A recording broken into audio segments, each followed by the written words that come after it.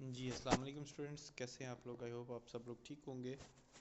कल हमने टॉपिक जो डिस्कस किया था वो हमारा टॉपिक था एपिडेमियोलॉजिकल मेथड के बारे में, जिसमें हमने देखा कि हमारे पास डिस्क्रिप्टिव क्या होता है, उसके अलावा हमने देखा टाइम क्या है, उसके अलावा हमने कल कंसीडर किया था प्लेस को, उसके अलावा हमने कल कंसीडर किया था पर्सन को। उसके साथ हमने मज़ीद जो चीज़ें की थी वो बाइस की, बाइस क्या है।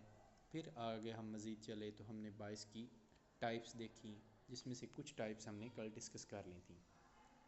डिस्क्रिप्टिव के बारे में हम लोग सब लोग जानते हैं कि डिस्क्रिप्टिव हम क्या होता है, और टाइम आपको टाइम फ्रेम के हवाले से बताता है। डिस्क्रिप्टिव हमें किसी डिस्क्रिप्टिव स्टडी के बारे में बताता है कि कौन सी चीज़, कौन सा इवेंट किसी पॉपुलेशन में किस एक तरह से डिस्ट्रीब्यूट हो रहा है, किस तरह इन्फ्लुएंस कर रहा है। उसके बाद हमने प्लेस की बात की, तो कौन सा प्लेस है, कहाँ पे ये अकर हो रहा है। उसके बाद हमने कहा कि बाइस, तो बाइस हमने कहा कि हमारे पास जो होता है, जो एरर होता है हमारे पास, सिस्टमेटिक एरर, उसे हम बाइस कहते हैं। अब इसमें हमारे पास टाइप्स थी, तो टाइप्स हमने कहा कि इसकी मोर देन 50 टाइप्स हैं, लेकिन हम इनको कैटेगराइज करें अगर ग्रुप में, तो हमारे पास इंफॉर्मेशन बाइस होता है और सिलेक्शन बाइस होता है। कुछ टाइप्स के बारे में हमने कल डिस्कस भी किया। इंफॉर्मेशन बाइस क्या होता है, जिसमें हम इंफॉर्मेशन गैदर करते हैं, उसमें हमारे पास सिस्टमेटिक डिफरेंसेस आ जाएं तो उसे हम इंफॉर्मेशन बाइस कहते हैं। फिर हमने डिस्कस करते हुए आगे चले तो हमने कहा कि ऑब्ज़र्वर बाइस क्या होता है। ऑब्ज़र्वर बाइस बेसिकली हमारे पास ऑब्ज़र्वर होता है किसी भी चीज़ को जब हम ऑब्ज़र्व करते हैं, उसमें जो इन्वेस्टिगेटर होता है उसमें उसके प्रायर नॉलेज पे जो डिफ्लेक्शन आएगी वो सिस्टमेटिकल एरर के साथ हमारे पास ऑब्ज़र्वर बाइस आएगा। फिर हमने इंटरव्यूअर बाइस किया, तो ये भी हमारे पास बेसिकली हमारे उस इंटरव्यूइंग नॉलेज पर डिपेंड कर रहा होता है कि इसमें हमारे पास सिस्टमेटिकली कितना एरर आएगा, कितना इन्फ्लुएंस होगा रिस्पॉन्स पे, हम कितना इंटरव्यू कर सकते हैं या कितना हमें वो इंटरव्यू दे पाएगा, जिसके ऊपर ये स्टडी की जा रही है। तो उस बायस को हम इंटरव्यूअर बायस कहेंगे। मज़ीद हम आगे चले तो हमने कहा कि रिकॉल बायस है। कल हमने ये भी डिस्कस किया था कि रिकॉल बायस क्या है। हम इसको जस्ट थॉरोली एक छोटा गो थ्रू कर रहे हैं ताकि आप रिव्यू कर लें, ताकि हम आगे मज़ीद जब बात करें तो फिर चीज़ें मिस ना हो जाएं। रिकॉल बायस में हमारे पास केस कंट्रोल स्टडी डाटा जो होता है उसे हम एक्सपोजर इज़ कलेक्टेड रेट्रोस्पेक्टिवली, वो जो रेट्रोस्पेक्टिव स्टडी हम करते थे सॉरी, उस हवाले से हमारे पास रिकॉल बायस आएगा। सोशल डिज़ायरेबिलिटी बायस क्या होता है, occurs where the respondents to surveys tend to answer in a manner they feel will be seen as favorable by others, उसे हम सोशल डिज़ायरेबिलिटी बायस कहेंगे। इन रिपोर्टिंग बायस, अगर हम रिपोर्टिंग बायस की बात करें तो हमारे पास जो इंडिविजुअल्स हैं सिलेक्टिवली एक्सप्रेस और रिवील इंफॉर्मेशन और similar for some similar reasons, for example around smoking history. तो ये बहुत सारी चीज़ें हमने कल कहा था कि कुछ चीज़ें ऐसी होती हैं जो पर्सन जो होता है, इंडिविजुअल जो होता है, वो हमें हिस्ट्री नहीं देता और जानबूझ के उनको छुपा लेता है, तो वो हमारे पास रिपोर्टिंग बायस में आ जाती हैं। फिर हमने बात की परफॉर्मेंस बायस की। तो परफॉर्मेंस बायस बेसिकली क्या चीज़ है, ये हमें वो स्टडी शो करती थी जिसमें हमने पार्टिसिपेट किया, मॉडिफाई किया अदर बिहेवियर, उसके बिहेवियर को, रिस्पॉन्स को, जो हमें ग्रुप एलोकेट किया गया था, उन्होंने कितना काम परफॉर्म किया। परफॉर्मेंस बायस बेसिकली हमारी परफॉर्मेंस पे डिपेंड कर रहा होता है, जो हमने परफॉर्मेंस कैसी की उस पर वो जो सिस्टमेटिक एरर आएगा वो उस पर। फिर हमारे पास डिटेक्शन बायस था, जिसमें हमने डिटेक्ट किया जो हमारे पास इंफॉर्मेशन आउटकम हमारे पास आई, उस आउटकम में हमारे पास क्या डिफरेंस है, जो हमें नंबर ऑफ़ फिगर्स दिए गए उसके हवाले से वो डिटेक्शन बायस आ जाता है। इंस्ट्रूमेंट बायस हमारे पास हमने बात की थी कि हमारे पास जो डिजिटल या हमारे पास मोनोमीटर वाले जो इंस्ट्रूमेंट्स होंगे उनमें कुछ डिफरेंस होगा, तो उसकी जो रेशो होगी वो हमारे पास इंस्ट्रूमेंट बायस में आ जाएगी।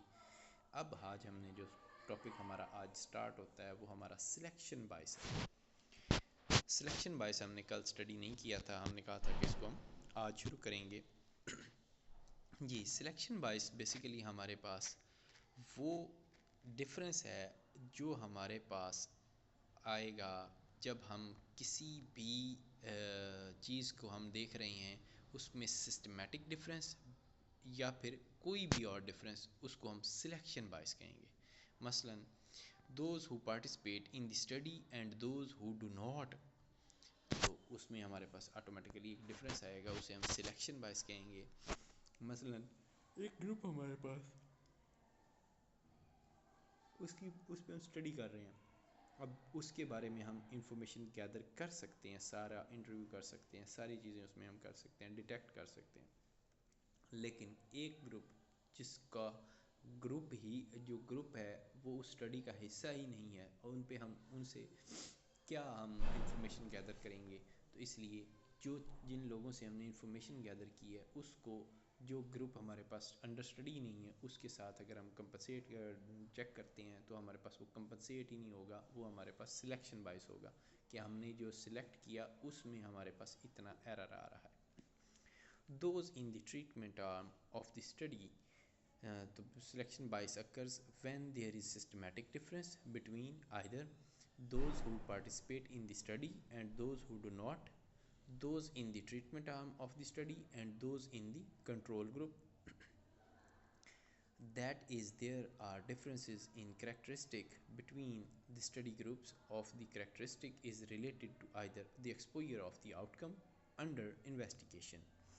Selection bias can occur for a number of reasons. ठीक है, तो हमारे पास सिलेक्शन बायस में कुछ नंबर ऑफ रीजंस हैं, उन पे हम बाद में डिस्कस करते हैं। पहले हम थोड़ा सा सिलेक्शन बायस की बात कर लें। मेरे पास यहाँ पे कुछ सिग्नल्स का भी इशू है और कुछ ये इन्वायरमेंट भी ऐसा हुआ है, आई थिंक लाइट का डिस्टर्बेंस चल रही है, शायद आपको जो वो ब्लिंकिंग आ रही हो तो वो उस वजह से होगी।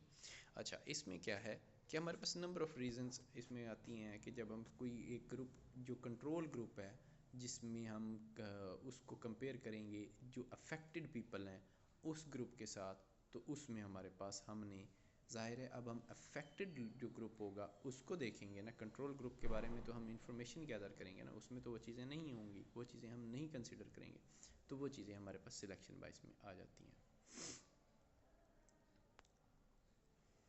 देन हम सैम्पलिंग बायस की बात करेंगे। सैम्पलिंग बायस क्या चीज़ है जी? Sampling bias describe the scenario in which some individuals with a target population are more likely to selected for inclusions than other.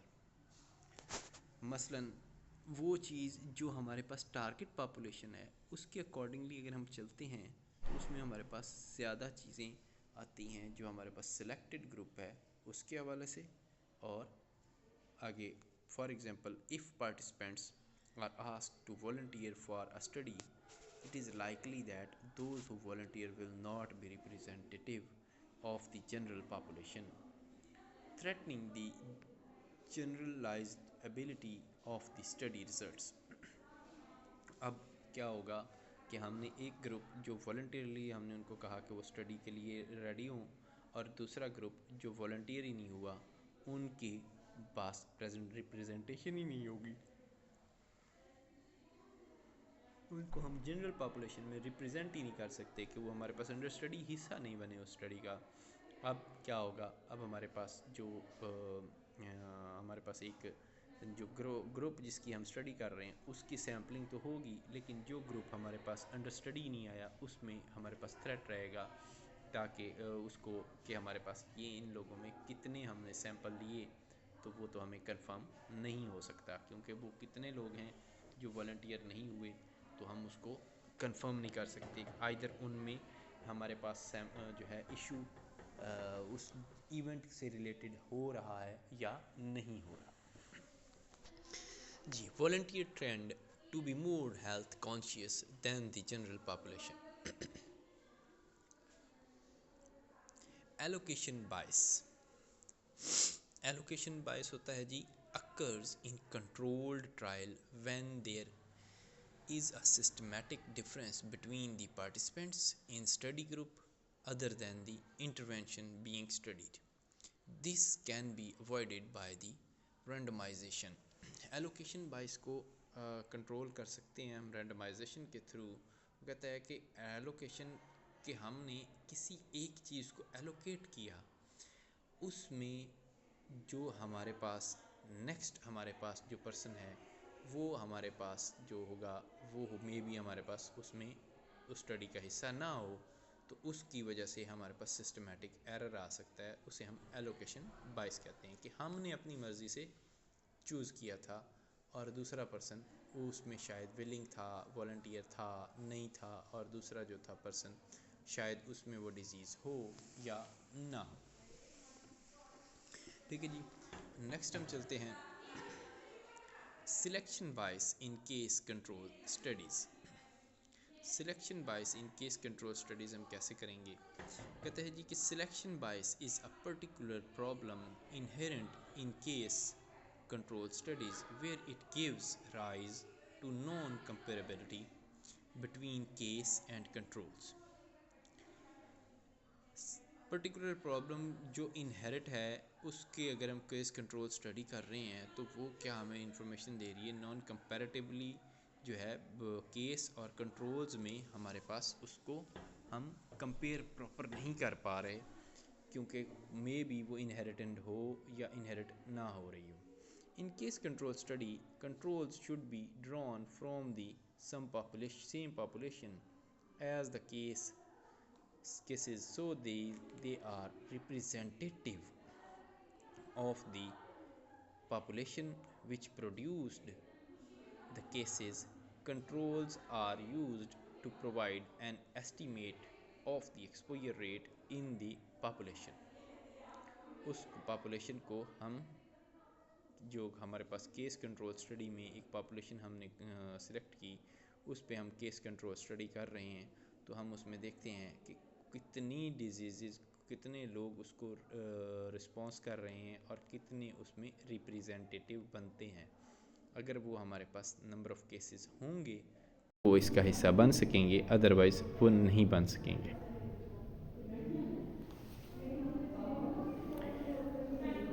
कोई नेट की डिस्टर्बेंस की वजह से कोई इसको ज़ूम को कोई इशू हुआ है जिस पे मैं रिकॉर्डिंग कर रहा हूँ, अभी वो कनेक्ट हो जाता है तो हम देखते हैं कि क्या इशू आ रहा है। आगे हम कंटिन्यू करते हैं। हम केस कंट्रोल स्टडी की बात कर रहे थे, अभी आपके सामने स्क्रीन दोबारा से शेयर हो जाती है।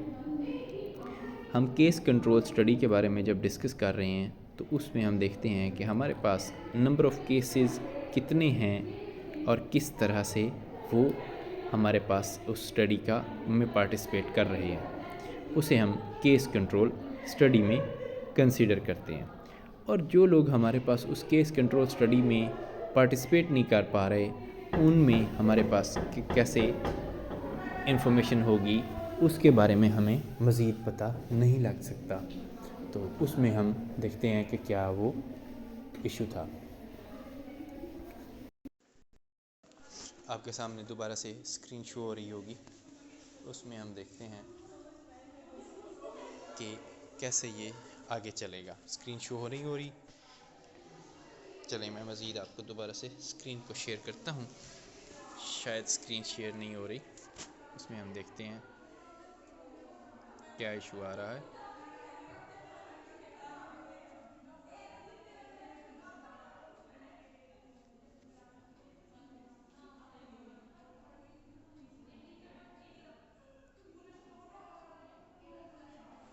जी, अब स्क्रीन आपके सामने शेयर हो रही होगी, आपको सारी चीज़ें नज़र आ रही होंगी। कुछ जूम का इशू था जिस वजह से हमारे पास वो डिस्कनेक्ट हो रहा था।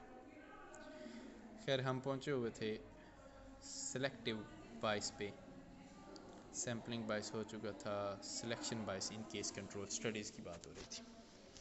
सिलेक्शन बाइस इज़ अ पर्टिकुलर प्रॉब्लम, ये हम बात कर चुके थे कि हमारे पास in case control studies where it gives rise to the non comparability between the case and control.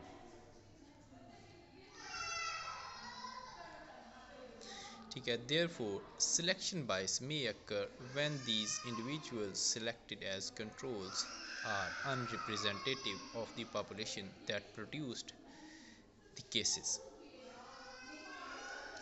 The potential for selection bias in case control studies is particularly problem when cases and control are recruited exclusively from hospitals and clinics.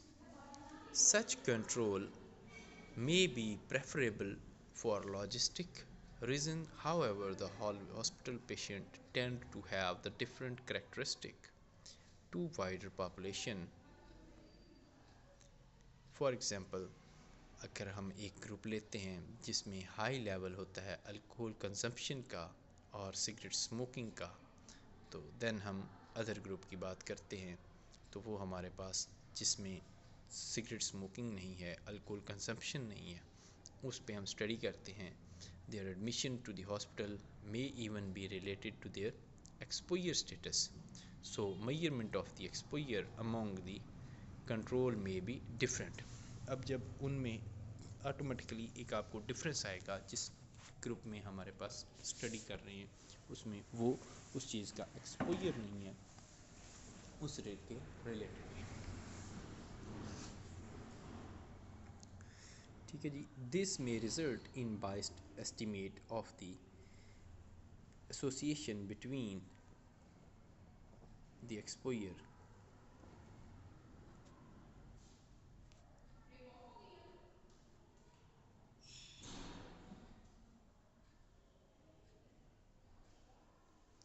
जी. अब आवाज़ आ रही है आपको? चलें, वो मैं दोबारा से उसको कर लेता हूँ. इस पेज पे ही हम बात कर रहे थे. मुझे था कि शायद मेरी आवाज़ सबको आ रही है, तो अगर नहीं आ रही तो अब सबको शो हो रही होगी. अच्छा, अब आप लोग सुन सकते हैं. इसमें हमारे पास क्या है जी, ये मेरे से को क्या हो गया.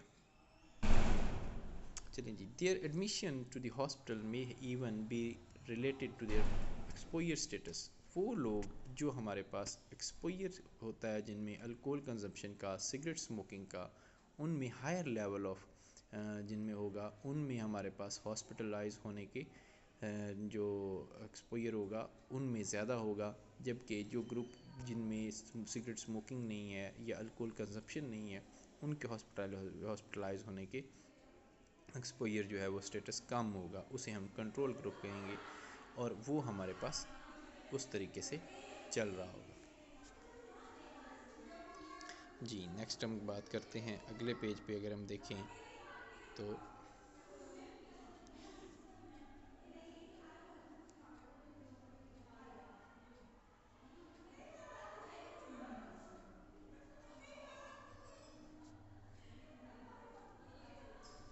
For example in case control study exploring the effect of smoking on lung cancer, the strength of the association would be understanding. जैसे हमने केस कंट्रोल स्टडी में बात की थी कि हम केस कंट्रोल स्टडी में हाइपोथेसिस करते थे कायम कि किस चीज़ का एसोसिएशन हो सकता है. एसोसिएशन को हम आगे कंसिडर करते थे. उस हवाले से हमारे पास जो चीज़ें होती थी वो आगे चल रही थी.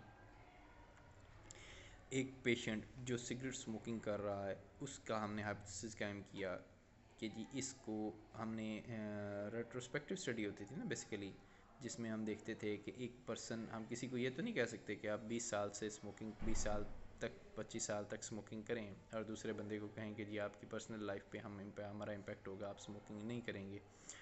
वो उसकी पर्सनल लाइफ है, वो स्मोकिंग करे या ना करे वो उसकी पर्सनल लाइफ है और वो उसको हम इस पे स्टडी में भी एंटर नहीं कर सकते कि हम किसी को कहें कि स्मोकिंग करो और किसी को कहें कि स्मोकिंग ना करो. तो वो एक हमारा जो है हमारा एटीट्यूड उसके साथ ठीक नहीं है. इसलिए हम इसको रेट्रोस्पेक्टिव के देखते हैं कि एक पर्सन जो 20 साल से स्मोकिंग कर रहा है या अल्कोहल इंटेक कर रहा है उसमें हमारे पास जो साइन एंड सिम्टम्स आएंगे वो डिफरेंट होंगे. जबकि जो दूसरा हमारे पास होता है पर्सन जो 20 साल से स्मोकिंग कर रहा नहीं कर रहा और अल्कोहल कंजम्पशन उसकी नहीं है, तो उसमें आपके पास चांसेस डिफरेंट होंगे डिजीज़ के. हमारे पास हमने एसोसिएशन की थी जब हम रेट्रोस्पेक्टिव स्टडी कर रहे थे, तो हमने लंग कैंसर के बारे में स्टडी किया था। यहाँ पे भी वही एग्जांपल एंटर हुई है कि अगर हम सिगरेट को लंग कैंसर के साथ, स्मोकिंग को लंग कैंसर के साथ एसोसिएट करें तो ये पॉसिबिलिटी हमें मिलेगी ज़्यादा लोगों में। जिन लोगों में रेस्पिरेटरी इश्यूज़ आ रहे होंगे उनमें आप कंसिडर करें, उनको आप असेस करें, तो उनमें आपके पास लंग कैंसर के पेशेंट्स ज़्यादा होंगे। जो स्मोकिंग करता है ग्रुप, वो ग्रुप जो स्मोकिंग कर रहा था, उनमें उसकी स्मोकिंग की एसोसिएशन मिलती है। More subtly the effect of alcohol on liver, जैसे कि अगर हम अभी साथ हम लीवर की बात कर रहे थे, तो आप देखें कि आप किसी को ये नहीं कह सकते कि आप 20 साल तक जो है वो अल्कोहल इंटेक करें। तो अल्कोहल इंटेक अगर कोई पर्सन हमारे पास कंटिन्यूसली 20 ईयर से अल्कोहल इंटेक है उसका, हम उसको रेट्रोस्पेक्टिव देखेंगे कि वो 20 साल से अल्कोहल ले रहा है, तो उसमें हमारे पास जो है लीवर डिजीज़ होने के चांसेस बढ़ सकते हैं, higher than the average of alcohol consumption में कंडीशन सच एज ट्रॉमा भी हो सकता है। ठीक हो गया जी। नेक्स्ट हमारे पास जो स्लाइड है उस पर देखते हैं।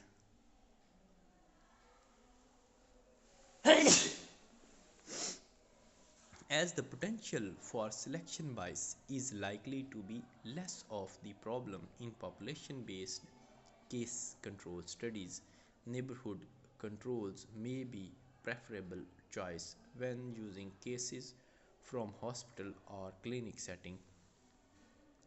Alternatively, a potential for selection bias may be minimized by selecting controls from more than one source. For example, the use of the both hospitals and neighborhood controls. I hope आप लोगों को ये समझ आ गया होगा, इसमें कोई इतनी रॉकेट साइंस थी नहीं। नेक्स्ट चलते हैं हम सिलेक्शन बाइस इन कोहार्ट स्टडी। अब कोहार्ट स्टडी में आप देख रहे हैं, कोहार्ट स्टडी जब हम करते हैं तो ये थोड़ी सी डिफरेंट होती थी। अब हम देखते हैं कि case control study, cohort study compared with the case control study because the exposed and unexposed individuals are enrolled before they develop the outcome of the interest. ये रेट्रोस्पेक्टिव नहीं होती थी, ये एंटीरोस्पेक्टिव होती थी कि हमने आने वाले वक्त में देखना है कि उसमें ये हो रहा है या नहीं हो रहा। तो किसी को भी हम किसी चीज़ का एक्सपोजर नहीं दे सकते, हार्मफुल चीज़ का। हाउएवर, जैसे हमने सिलेक्शन बाइस में देखा कि हमने इंट्रोड्यूस किया completeness of follow up of a case control study, जिसमें हमने देखा कि एक ग्रुप को हमने एक्सपोजर था, हमारे पास एक ग्रुप हमारे पास सिगरेट स्मोकिंग वाला आ रहा था, हम उसको बैकवर्ड देख रहे थे स्टडी को।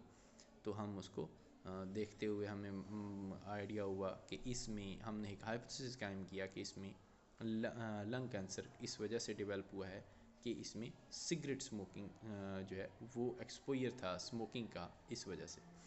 जबकि कोहर्ट स्टडी हमारे पास फॉरवर्ड स्टडी होती है, इसमें हम ये देखते हैं कि एक हमारे पास सिगरेट स्मोकिंग का या स्मोकिंग का पेशेंट आ रहा है, या हमारे पास अल्कोहल का पेशेंट आ रहा है, अल्कोहल इनटेक का पेशेंट आ रहा है। तो हमें उसमें फ्यूचर में हमें कौन कौन सी डिजीज़ के एसोसिएशन उसकी कायम की हुई थी, जो हमने केस कंट्रोल स्टडी से अभी स्टडी की, उससे हमने मालूम की। अब वो हमारे पास इसमें इन डिजीज़ में उसमें उस इंडिविजुअल में वो डिजीज़ हो सकती हैं। मसलन हम अगर स्मोकिंग के हवाले से हमारा एसोसिएशन था लंग कैंसर, तो वो लंग कैंसर उसमें डेवलप हो सकता है। और अगर हम बात करें इसकी अल्कोहल इंटेक की, तो हमने अभी डिसाइड किया था केस कंट्रोल स्टडी में, तो फ्यूचर लाइफ में उसमें लीवर डिजीज़ अकर होंगी।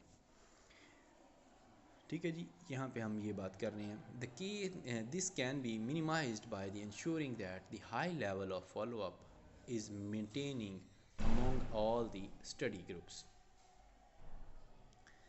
आगे चलते हैं जी। The healthy worker affect in population from the selection by specific to the occupational cohort study. एक हेल्दी वर्कर जो है वो उसकी वजह से हमारे पास सिलेक्शन बाय स्पेसिफिक जो है वो ऑक्यूपेशनल कोहर्ट स्टडी जो है वो बायस को हम देखेंगे, तो वो पोटेंशियल उसका उस हवाले से हमें मिलेगा। अगर हमारे पास एक हेल्दी वर्कर नहीं है और वो हमारे पास को हम उसको स्पेसिफिक बायस मालूम करने के लिए कोहर्ट स्टडी के हवाले से चलाते हैं, तो उसमें हमारे पास वो चीज़ें मिनिमाइज नहीं होंगी बल्कि बढ़ जाएंगी। For example, an occupational cohort study might seek to compare disease rate amongst individuals from the particular occupational group with individuals in an external standard population। कैसे होता है जी? वो कहता है कि इसमें हमारे पास कोहर्ट स्टडी जो होगी उससे हम किसी भी डिज़ीज़ को कंपेयर कर रहे हैं, उनमें जो इंडिविजुअल हमारे पास पर्टिकुलर ऑक्यूपेशनल ग्रुप का है।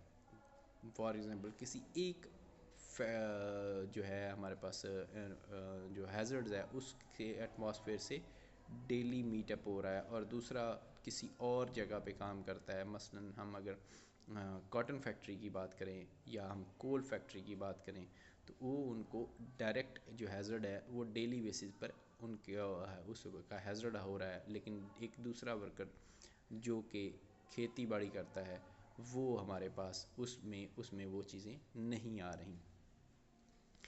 तो वो उसमें हम देख रहे हैं कि वो rate amongst the individual from the external standard population, तो वो डिफरेंट होगा, उसमें वो बाइस सिलेक्शन बाइस डिफरेंट आएगा। There is a risk of bias here because individuals have are employed generally have to be healthy in order to work। वो risk factor जो हमारे पास इस बाइस को बढ़ा सकते हैं वो हमारे पास क्या होते हैं? वो कहता है कि इंडिविजुअल जो एम्प्लॉय है वो जनरली हेल्दी ऑर्डर में वर्क कर रहा हो, उसकी वजह से हमारे पास रेशो इस बाइस का बढ़ जाएगा। मसलन एक पर्सन जो हेल्दी इन्वायरमेंट में काम कर रहा है और 1% अनहेल्दी इन्वायरमेंट में काम कर रहा है।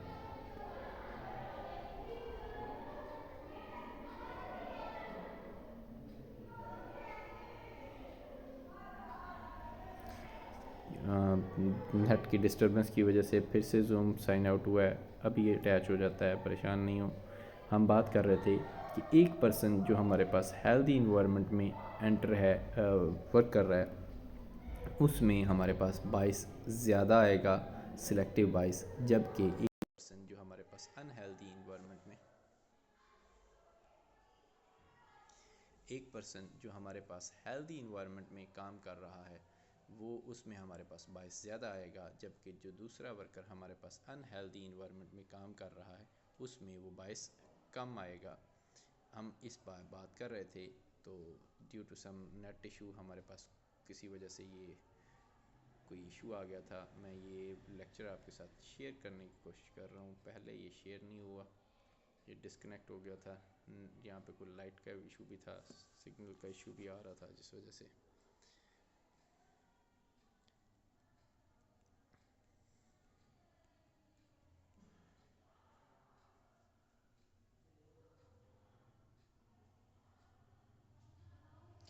ठीक है।